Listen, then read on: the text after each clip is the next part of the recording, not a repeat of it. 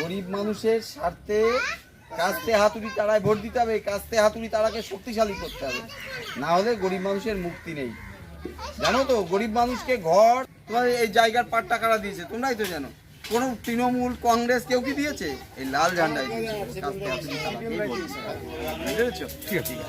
হলো আমারই পাড়া, আমার যত রাজনৈতিক জীবনের শুরু এইসব অঞ্চল দিয়ে আমার যে রাজনৈতিক কাজকর্ম চলে, ফলে এই পাড়ায় নতুন করে প্রচারের কিছু নেই। তবে আমরা যে আমাদের পার্টির যে বার্তা, আমাদের যে কথা, সেই কথা মানুষের কাছে আরেকবার পৌঁছে দেওয়ার জন্য আমরা পাড়ায় পাড়ায় বেরিয়েছি।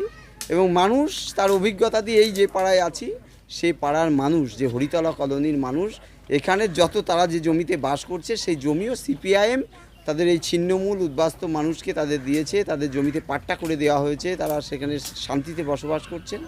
সিপিএম থাকা মানেই গরিব মানুষের সুবিধা। এবং দেখছেন সিপিএম জবের থেকে হারছে, জিনিসের দাম কোথায় গিয়ে দাঁড়াচ্ছে, ঘর বন্ধ, 100 দিনের কাজ বন্ধ, কিছুই নেই। ফলে গরিব মানুষের আস্থার জায়গা সিপিআইএম, তারা তাদেরকে বাসস্থান দিয়েছে। এবং সিপিএম বাড়লে তাদের যে লাভ হবে মানুষ তার অভিজ্ঞতা দিয়েই জানে।